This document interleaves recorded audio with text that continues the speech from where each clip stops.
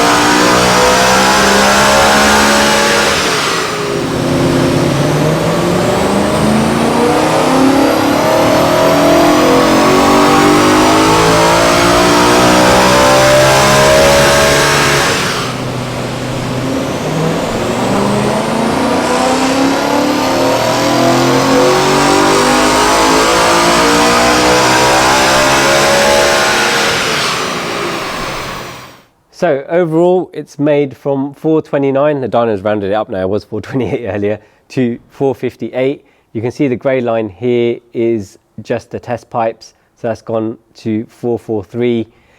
It's a little bit wavy at the top end, but with our map we've managed to smooth that out, and you can see we've filled in a lot of the torque dips here, especially this one, so it flattens out. But overall, that's a really good gain. So you're talking about one of those blocks is 25 foot-pound of torque, so it's almost 25 foot-pound of torque throughout the whole rev range. And yes, the peak is only 30 higher, but at some places through the rev range here, it's actually more than that. But that would translate into a car that has a lot more torque throughout the whole rev range and just revving a lot freer. So a lot of you obviously very familiar with the Evolve Stage 2 map on the E92 M3, but what is it and how does it work? So we're going to jump back into the office and we're going to actually look at the maps and take a closer look. So we've seen the gain on the dyno. This is actually our off-the-shelf Stage 2 map that is very popular and is used on cars all around the world. So we're just going to have a little look at this, not in massive detail, to see what we're changing. So you can see the screen is just full of numbers. This is the raw format. Doesn't really mean much unless you know where the maps start and how to define them. So we've got that here on the left hand side. So one of the main ways we're getting power out of the car is by changing the ignition timing, and you can see here this line at the bottom is the stock ignition timing, and then here's the ignition timing we're running for 99 RON fuel on our car. So you can see it's around 3 to 4 degrees higher than the stock.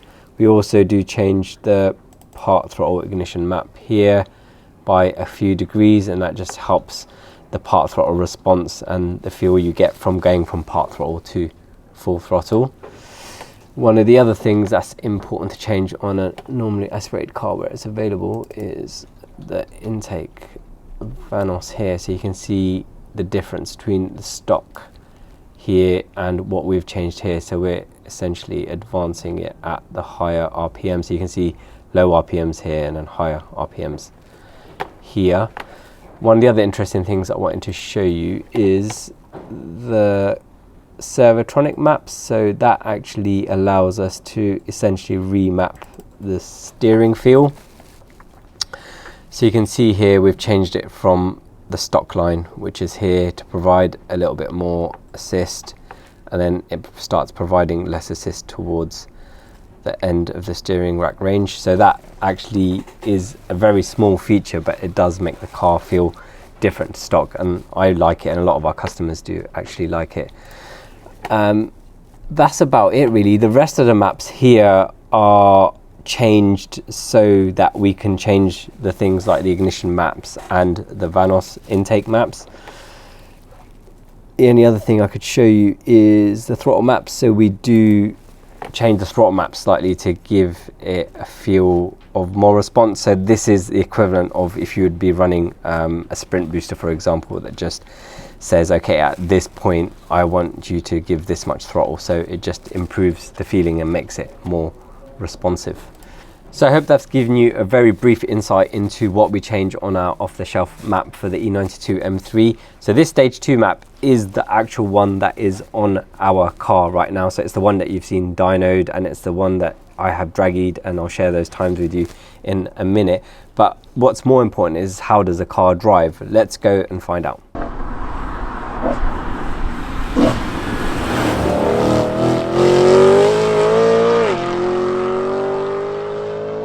So the figures are one thing, but what is the car like to drive?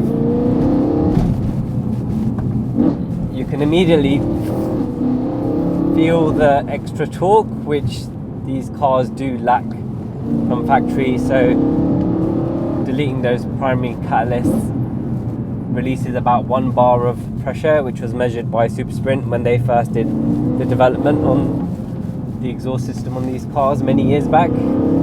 So in third gear now, where you might need to change down, you can just pull yourself out of the corner. Obviously revs a lot freer. One thing I want to mention as well is the DCT GTS gearbox upgrade. That makes the changes a lot sharper and especially on the downshifts.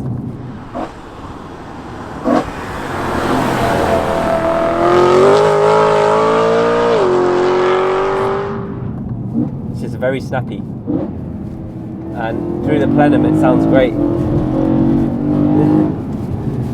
The Servotronic steering wheel, what that does is provide you with more assistance at lower speeds, and when you're pushing on a bit it feels more direct, so it's kind of giving less assistance, which I think is a great feature, and it's not something that everyone offers.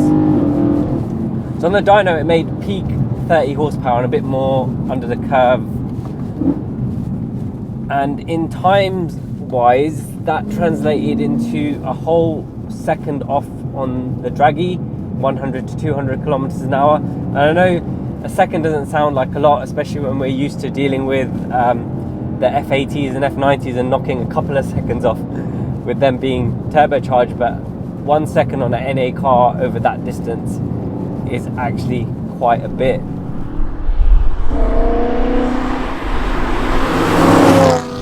So we've got a few other things to go on this car to improve it a little bit further, namely the Evolve X pipe, which deletes the primary catalyst and then has a 200 cell secondary cat, so that should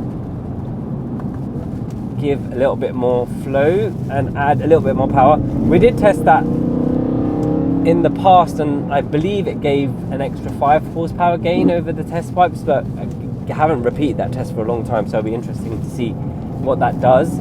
And also we've still got to add the Eventuri intake, so I'm looking forward to seeing how much power we can actually get out of the car and what that translates to in the acceleration times.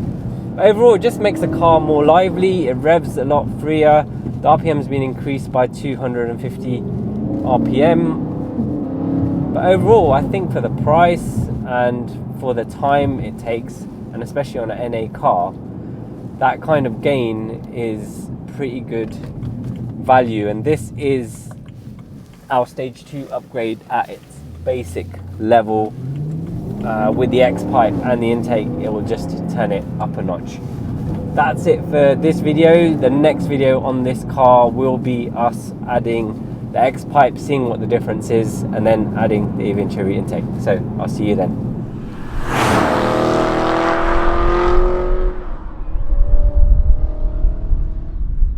Thank you so much for watching, guys. If you liked the video, please remember to smash that like button, and if you haven't already, please subscribe to our channel. If you want to join the conversation, please drop a comment below and we'll try our best to respond to you. If you want to watch more of this project, you can do so over here. If you want to watch what YouTube thinks you might like from our other content, you can do so over here.